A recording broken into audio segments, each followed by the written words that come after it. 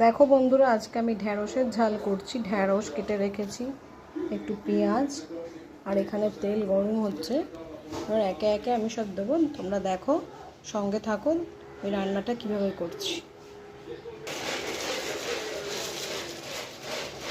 আমি এখানে কালো জিরে একটু ফোড়ন দিলাম, তারপর আমি পেঁয়াজগুলো দিয়ে দিচ্ছি।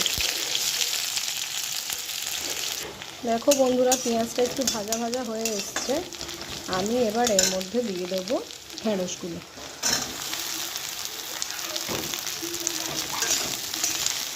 ঢ্যাঁড়সগুলো একটু ভাজা ভাজা হোক।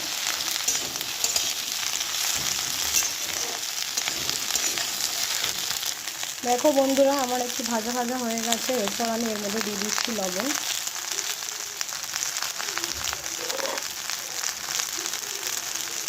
হলুদ গুঁড়ো,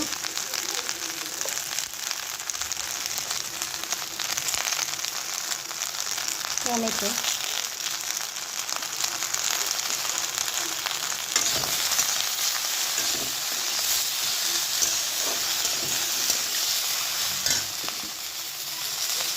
একটু দেবো আমি এখানে লঙ্কা গুঁড়ো।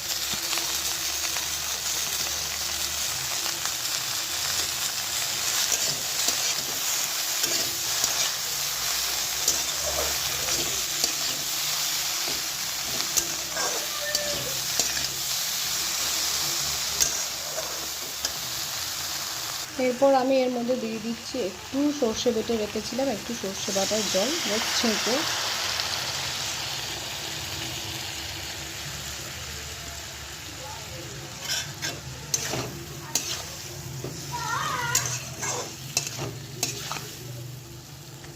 এবার আমি একটু জল দিয়ে ঢাকা দিয়ে দেবো, আস্তে আস্তে হোক।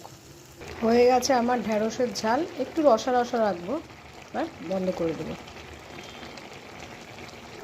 বন্ধুরা, তোমরা কমেন্ট করে আমাকে জানিও আমার এই ঢ্যাঁড়সের ঝাল তোমাদের কেমন লাগলো।